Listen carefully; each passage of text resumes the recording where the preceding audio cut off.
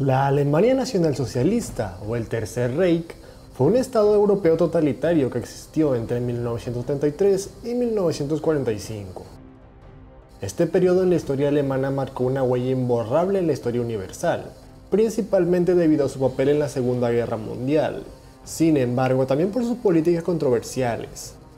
Este país, como su nombre lo indica, se rigió bajo la ideología nacionalsocialista, que presentaba un fuerte nacionalismo cimentado en el pangermanismo, defendía fervientemente la existencia de la raza aria y, como es de esperarse, tenía mucha inclinación por la eugenesia.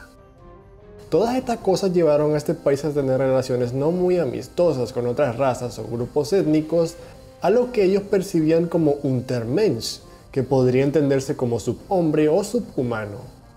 Este término era especialmente dirigido a los mestizos, aunque también se empleó con negros, gitanos y otros pueblos de la Europa del Este.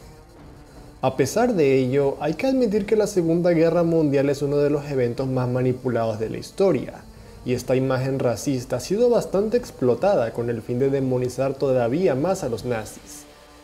Gracias a esto, muchos eventos fueron invisibilizados, y no muchas personas saben que hubieron algunos de estos, entre comillas, Untermensch, que pelearon por la Alemania nazi. El día de hoy te hablaré sobre los árabes, los musulmanes y los negros que pelearon por la Alemania nazi. En 1939, a principios de la guerra, Alemania no tenía el más mínimo interés puesto en el mundo árabe, ya que toda esta región, del Mediterráneo, el norte de África y el Levante, estaba dentro de la esfera de influencia de Italia, que era un aliado de Alemania, y por supuesto este país respetaba esto. Pero esto cambió en 1941, cuando Irak, en ese momento un protectorado británico, se rebeló contra los británicos en un golpe de estado. En este momento tanto Alemania como Italia aprovecharon para apoyar y alinearse con el nuevo gobierno nacionalista iraquí.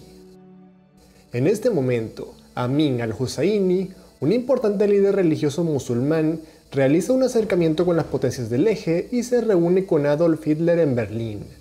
Ciertamente los musulmanes y árabes tenían mucho en común con los nazis.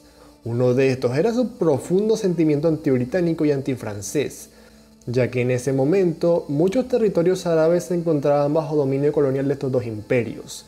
Y otro de los puntos en común era su profundo antisemitismo y odio por los judíos. A pesar de esto, las cosas tampoco salieron tan maravillosas. Claramente Alemania quería más aliados. Sin embargo, seguían viendo con poca relevancia a los árabes y se negaron a apoyar directamente su movimiento nacionalista. Amin al-Husseini, en su intento por estrechar lazos con el eje, apoyó y fomentó la creación de divisiones y legiones árabe-musulmanas dentro del ejército alemán. Ese mismo año, 1941, se creó la Legión Árabe Libre, formada en el norte de África e integrada por árabes y algunos negros. 2 años después, en 1943, se creó la 13ª División de las SS, conocida como la División Handschar, formada en los Balcanes e integrada principalmente por musulmanes bosnios y algunas minorías católicas croatas.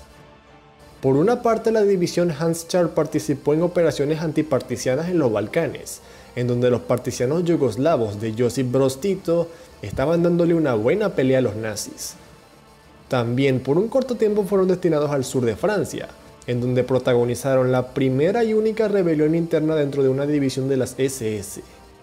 A partir de 1944, con la entrada del Ejército Rojo a los Balcanes, la balanza se inclinó muchísimo hacia los aliados, y si bien por un corto tiempo la división Handschar fue destinada a Hungría, esta terminó disolviéndose a principios de 1945. Por otra parte, la Legión Árabe Libre participó en luchas antipartisanas en Túnez, en el norte de África.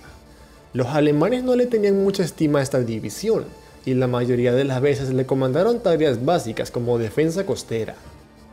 En 1943, los nazis fueron expulsados de Túnez, y la Legión Árabe Libre fue destinada a Grecia, en donde participó en la lucha antipartisana griega. Luego, poco a poco, esta legión fue retrocediendo ante el avance de los aliados, hasta que finalmente capitularon ante los ejércitos enemigos en Austria en 1945. Sin embargo, como se imaginarán, la cooperación entre los nazis y el mundo árabe no pasó de este punto. Los alemanes en todo momento trataron con el mayor respeto posible a los árabes, pero los árabes no captaron mucha atención de los alemanes, y la lucha nacionalsocialista en tierras árabes nunca fue un objetivo principal.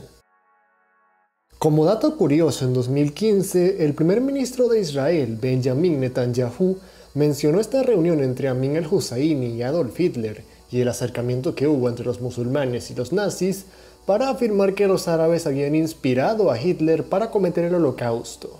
Esta hipótesis ha sido descartada por la mayoría de los historiadores.